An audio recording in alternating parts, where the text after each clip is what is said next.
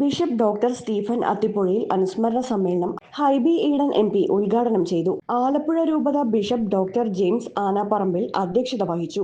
വിദ്യാഭ്യാസ അവാർഡുകൾ Kripasanam director doctor VP Joseph വലിയ വീട്ടിൽ നിർവഹിച്ചു. മനുഷ്യർ ജീവിക്കുന്ന ഒരു രൂപതയുടെ വലിയ ഇടയനായി പ്രവർത്തിച്ചിരുന്ന നമ്മളെല്ലാവരുടെയും പ്രിയപ്പെട്ട സ്റ്റീഫൻ അത്തിപ്പുഴയിൽ പിതാവിൻ്റെ മൂന്നാമത് അനുസ്മരണ സമ്മേളനത്തിൽ നിങ്ങളോടൊപ്പം സംബന്ധിക്കുന്നത്. ഞാൻ പിതാവിൻ്റെ അനുസ്മരണമാണ് എന്ന് പറഞ്ഞ് ബാബുചേട്ടനെ വിളിച്ചപ്പോൾ പിതാവിനെ എനിക്ക് പലകുറി കണ്ട് അദ്ദേഹത്തോടൊപ്പം ഭക്ഷണം കഴിക്കാനും ഇടപഴകാനുമെല്ലാം ഉള്ള അവസരം ലഭിച്ചെങ്കിലും ഒരു പഠിതാവ് എന്നുള്ള രീതിയിൽ അദ്ദേഹത്തിൻ്റെ ജീവിത ചരിത്രം എന്താണെന്ന് മനസ്സിലാക്കാൻ ശ്രമിച്ചപ്പോൾ ആടുകളുടെ ഗന്ധമുള്ള ഇടയ വഴികളിലൂടെ എന്ന ഒരു ലേഖനം വായിക്കാനിടയായി. ഒരു 2 പേജുള്ള ഒരു ചെറിയ ലേഖനം. ആ ലേഖനം വായിച്ചാൽ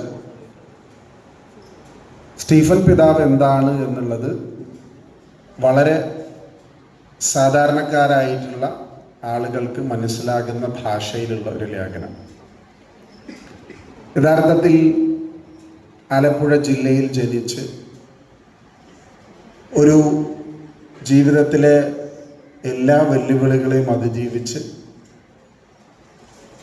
വൈദികനായി തുടർ വിദ്യാഭ്യാസം നടത്തി അദ്ദേഹം കടന്നു വരുന്ന വഴി എന്ന് പറയുന്നത് നമ്മൾക്ക് ചിന്തിക്കാൻ കഴിയുന്നതിനേക്കാൾ ഈ സമൂഹം അവികസിതമായിരുന്ന കാലഘട്ടത്തിലൂടെയാണ്.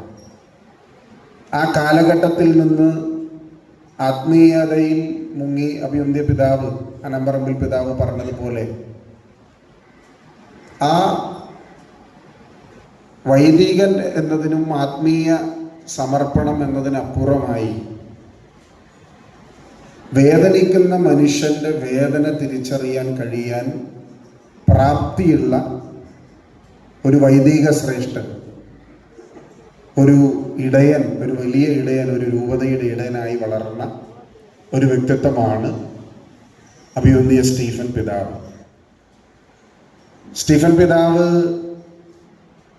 ഞാൻ കാണുന്നത് അല്ലെങ്കിൽ ഉപമിക്കുന്നത് പോപ്പ് ഫ്രാൻസിസുമായിട്ടാണ്.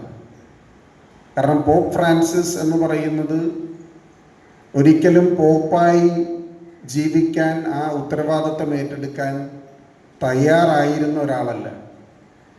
അദ്ദേഹം യഥാർത്ഥത്തിൽ നിങ്ങൾ ഇപ്പോൾ എന്നെ ഇൻട്രൊഡ്യൂസ് ചെയ്തപ്പോൾ അവസാന വാചകം പറഞ്ഞത് ഞാൻ നല്ല സിനിമകൾ കാണും എന്നുള്ളതാണ്. സത്യമാണ്. ഞാൻ കണ്ട ഒരു സിനിമ ദ 2 പോപ്സ് എന്ന് പറയുന്ന നെറ്റ്ഫ്ലിക്സിലെ ഒരു 2 പോപ്പുമാരെ, പോപ്പ് ബെനഡിക്റ്റിനെയും അതുപോലെ തന്നെ പോപ്പ് ഫ്രാൻസിസും തമ്മിലുള്ള സംഭാഷണങ്ങൾ നിറഞ്ഞ ഒരു സിനിമയാണ്.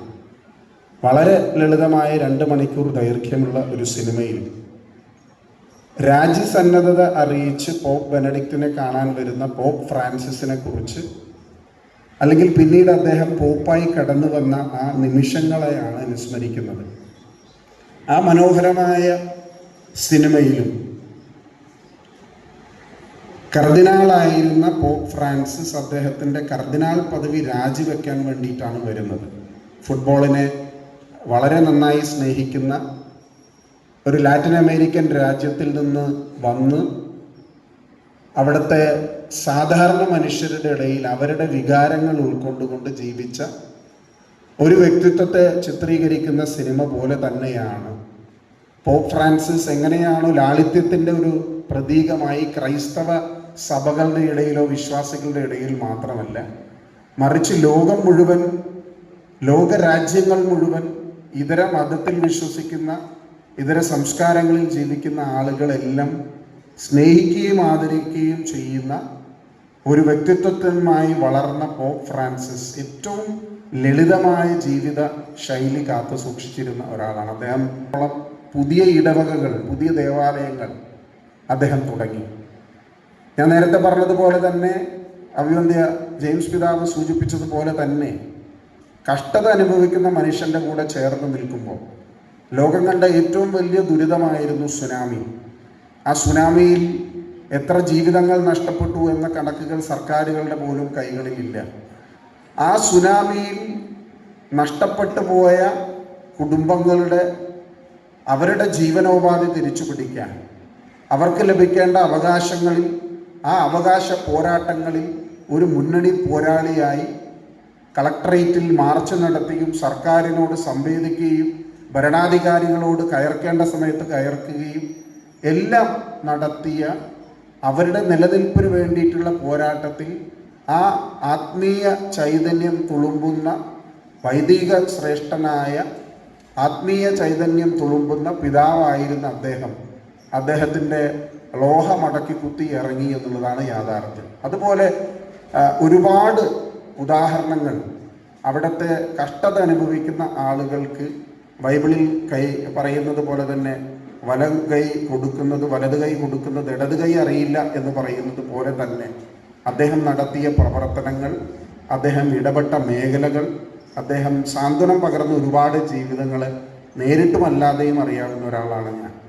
അങ്ങനെയുള്ള ഒരു ജീവിത ശൈലി പിന്തുടരുന്ന, അങ്ങനെയുള്ള ആ മേഖലയിലെ സമസ്തമായ ആളുകളുടെ വികസനം, അവരുടെ ജീവിത നിലവാരം ഉയർത്താൻ വേണ്ടി അദ്ദേഹം നടത്തിയ ശ്രമങ്ങൾ, ഇതെല്ലാം പരിമിതമായ സാഹചര്യങ്ങളിൽ കൊണ്ടുകൊണ്ടാണ് എന്ന് നമ്മൾ ആലോചിക്കണം. ആ പരിമിതമായ സാഹചര്യങ്ങളെ ആ വെല്ലുവിളികളെ അവസരങ്ങളാക്കി മാറ്റി, ഓപ്പർച്യൂണിറ്റീസ് ആക്കി മാറ്റിയിട്ടാണ് അദ്ദേഹം മുന്നോട്ട് പോയത്. എൻ്റെ മുമ്പിലിരിക്കുന്ന വിദ്യാർത്ഥികളോടും എനിക്ക് പറയാനുള്ളത്, അഭിവന്ദ്യ ജെയിംസ് പിതാവ് പറഞ്ഞതുപോലെ തന്നെ ഈ മണ്ണിൽ ജനിച്ച് ഈ മണ്ണിൽ വളർന്ന് ഇവിടുത്തെ സമൂഹം നമ്മളെ എക്യുപ്ഡ് ആക്കുന്നത് വേറൊരു രീതിയിലാണ്. ലോകത്തെവിടെ പോയാലും നമ്മുടെ പോരാട്ട വീര്യം തകരാതെ നമ്മൾക്ക് കാത്തു സംരക്ഷിക്കാൻ സാധിക്കും.